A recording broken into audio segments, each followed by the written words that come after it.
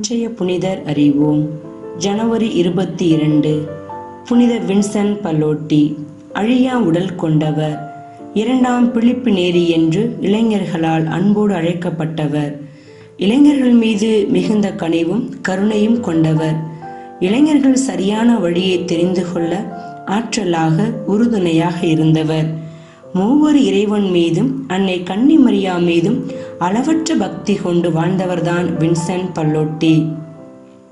இவர் இறை பக்தி மிகுந்த பேதுரு பவுல் பல்லோட்டி மதலேனா இவர்களின் அன்பு மகனாக 1795 ஏப்ரல் 21 அன்று பிறந்தார்.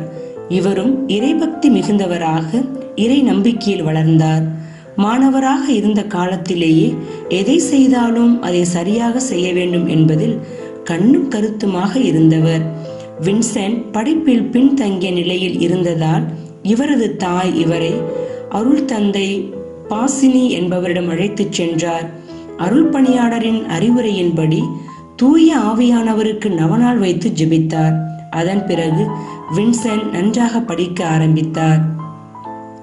ஏழைகள் மீது அளவற்ற நேசம் கொண்டிருந்த வின்சென்ட் அவர்களுக்கு காசு கொடுக்கும் பொழுது அதை தண்ணீரால் கழுவி சுத்தம் செய்த பிறகு கொடுப்பார். ஏனெனில் அதை அவர் இயேசுவுக்கு கொடுப்பதாக எண்ணினார். அதனால் அதை சுத்தமாக கொடுக்க வேண்டும் என்று விரும்பினார். ஒரு நாளைக்கு ஒருவேளை மட்டுமே உணவு உண்ணும் ஒருத்தல் முயற்சியை திடீரென ஆரம்பித்தார் வின்சென்ட். இதை கண்ட தாயார் அருள் தந்தை பாசினிடம் இதை சென்று அறிவித்தார். நாம் கொடுப்பதை விட சிறந்த அழைப்பு அவனுக்கு வந்திருக்கிறது. அது கடவுளிடமிருந்து வந்திருப்பது போல இருக்கிறது. இதனால் நீங்கள் கலங்க வேண்டாம் என்று அருள் தந்தை அவர்களுக்கு ஆறுதல் கூறினார். இவர் வாழ்ந்த காலத்திற்கு முந்தைய காலகட்டத்தில் வாழ்ந்த புனிதர்தான் பிலிப்பு நேரி. இவரும் புனித பிலிப்பு நேரியை போல இளைஞர்கள் மீது மிகுந்த கனிவும் கருணையும் ஆழ்ந்த பற்றும் நம்பிக்கையும் அன்பும் கொண்டிருந்தார்.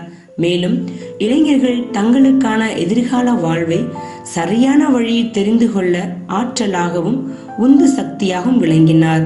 இதனால் இவர் 2ஆம் பிலிப்பு நேரி என்று இளைஞர்களால் அன்போடு அழைக்கப்பட்டார்.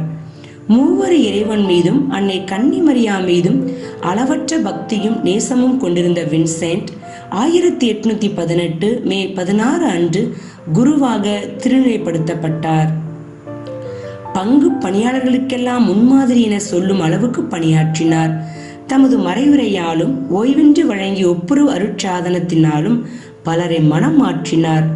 பணம் படைத்தவர்களிடம் கையேந்தி உதவி பெற்று அதனை கொண்டு ஏழைகளுக்கு எண்ணில்லா உதவிகளை செய்து வந்தார்.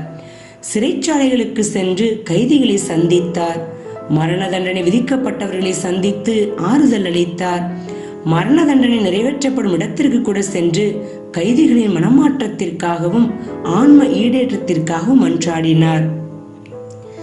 கைவிடப்பட்ட குழந்தைகளுக்கு விடுதியும் இளைஞர்களுக்கு தொழிற்பயிற்சி பெற மாலை நேர தொழிற்பயிற்சி பள்ளியும் நிறுவினார்.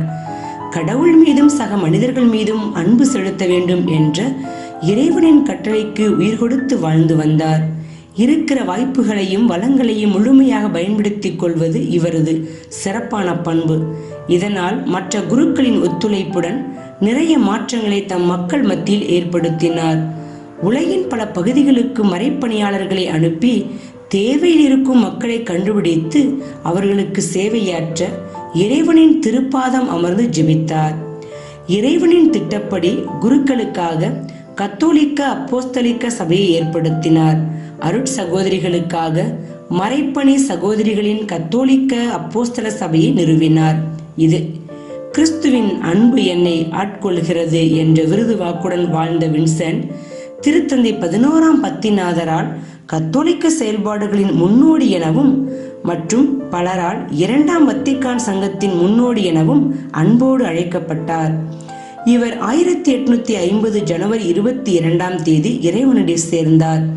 திருத்தந்தை 12ஆம் பத்திநாதர் 1950 ஜனவரி 22 அன்று இவரை அருளாளராக அறிவித்தார்.